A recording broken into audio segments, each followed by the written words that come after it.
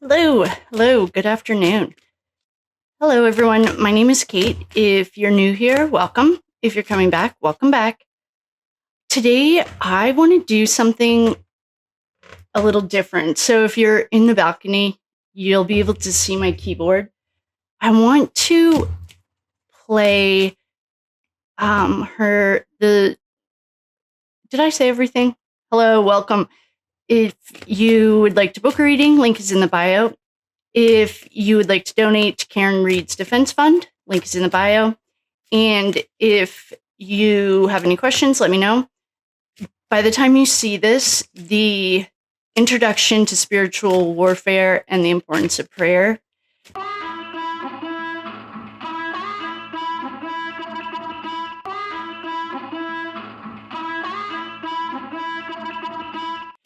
is in here, hopefully. It's like almost 100% ready. So by the time you see this, it's probably in there. And I was a Catholic. I grew up Catholic, very New England. And so I tried to stay away from trigger words like anything that the church uses as much as I possibly could, just as a heads up for everyone. Today, I think it's Aussie Insider. Canton Townie sing this song, doo-da, doo-da. Canton corruption all day long, oh, doo-da day. Did a video on Allie perhaps driving Jenn McCabe's Jeep.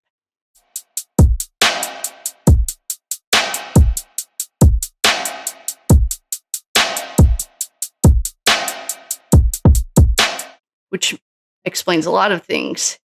And so I have this. Okay, good. So I think that Allie may have been driving the Jeep that night. And I will link her in the bio and show you guys where it is. But she did a great job. It says in the description, if you haven't seen it, I think Ashley does this. She like plays a little and then reads on it. And it says there's something off about Allie's little brown and white dog rescue story. It makes no sense and has nothing to do with Karen Reed or John O'Keefe, or even Colin. This particular untold story is somewhat of a mystery, but there may be a way to find out if that unnecessary detail actually happened. So Allie, I'm going to play it, and Allie made a big deal about talking about this like little dog that ran up to her, and they took it to the police station. Of all the things that Ali McCabe testified to, the only thing that the media took notice of was her allegation that she was harassed. I say allegation because it is just an allegation. There's no evidence to support it.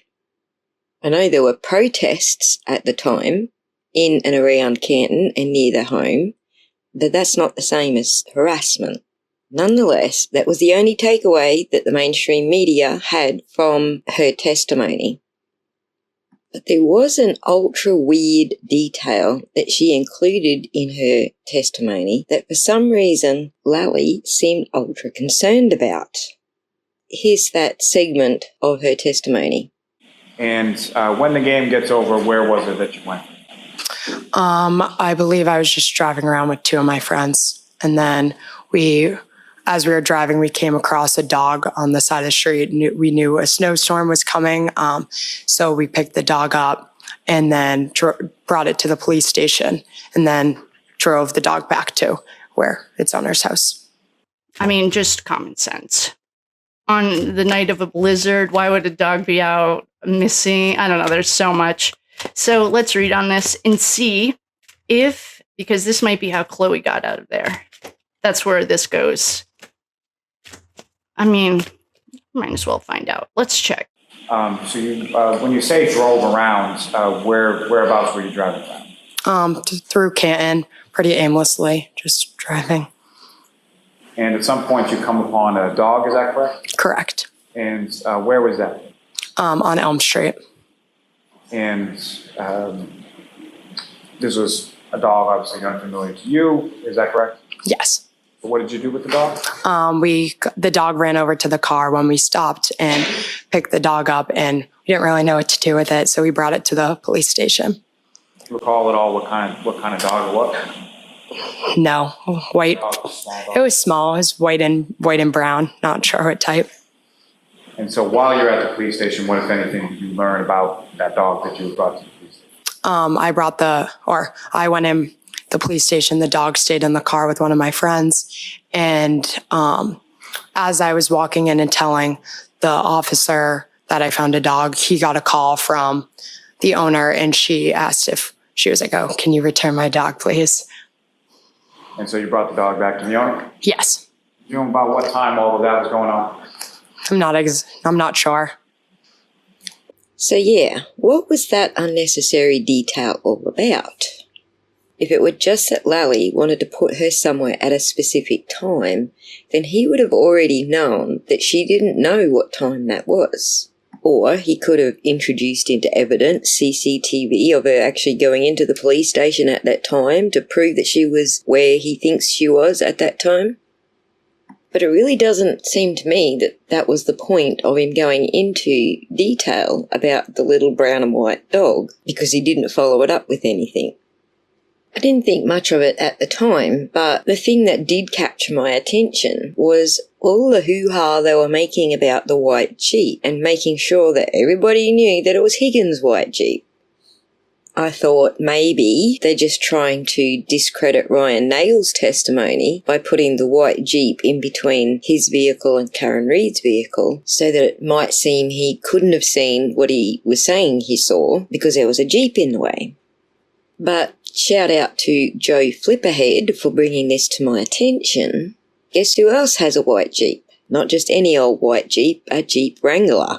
You know, the type of Jeep that works best in a blizzard. Allie's car, a little blue Ford Fusion, was not equipped for driving in the snow. So now we're all wondering, was Allie McCabe driving Jenn McCabe's white Jeep Wrangler that night? And more importantly, why did Jenn McCabe Higgy's white Jeep Wrangler had a black soft rooftop as well? And could the unnecessary detail about the little brown and white dog be some sort of cover story for Allie's Life 360 or maybe even CCTV later showing that she was getting around in Jenn McCabe's white Jeep with a dog in the car?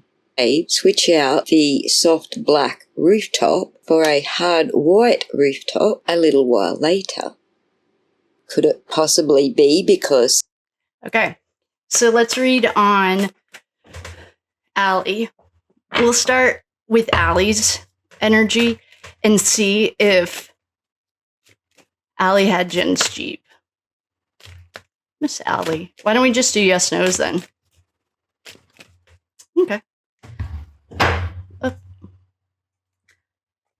I feel like she did. I feel like I don't really need to read on this, but we're here, so. Did Allie have Jenn McCabe's Jeep the night of the unaliving of John O'Keefe? Is Allie driving Jenn McCabe's Jeep?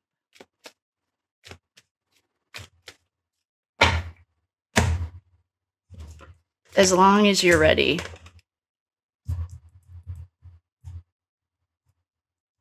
I'm going to say yeah, as long as you're ready. What does that even mean? These cards. Oh, is weather permitting. I just missed it. That was the card on the other side. Shoot. I just put them back together. If you're in the bleachers, this might be a little confusing. Oh, dang. I just looked. Well, I can find it. But what I did was I split it and it said, as long as you're ready. And on the other side, the one I didn't look at until I was putting them back together, said weather permitting. So she was hesitant to drive her own car because it was the weather. Okay, that makes sense. Then, was that the only question that we had in that section? Of course, CCTV isn't going to show us how big or small the dog is or what kind of dog it is. It's probably just going to show the shape of a dog in perhaps the passenger seat. And I suspect that dog was Chloe. The reason I suspect that dog was Chloe is because nobody mentions the dog barking. Jenn McCabe doesn't mention the dog barking at her when she burst into the bedroom and surprised her sister. Nobody hears the dog barking at the women shrieking out the front of the house. Okay. So, was Chloe in Jenn McCabe's Jeep?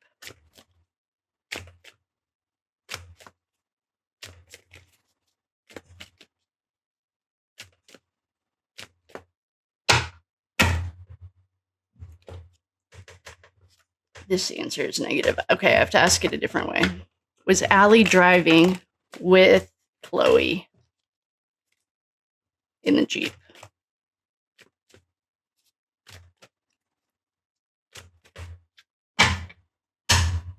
Possibly.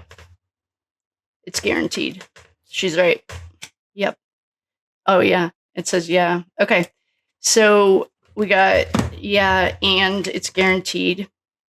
We also have possibly here, but this is on the other side of the cut. So she's right. Oh, that was good. That was genius. Aussie stories. She's fun too. All right. I'm going to stop this, and I want to do another real reading. And I want to see if this works. So I will love you and leave you. Thank you guys so much for coming. Have a wonderful evening. I'll see you on the flip side. Bye.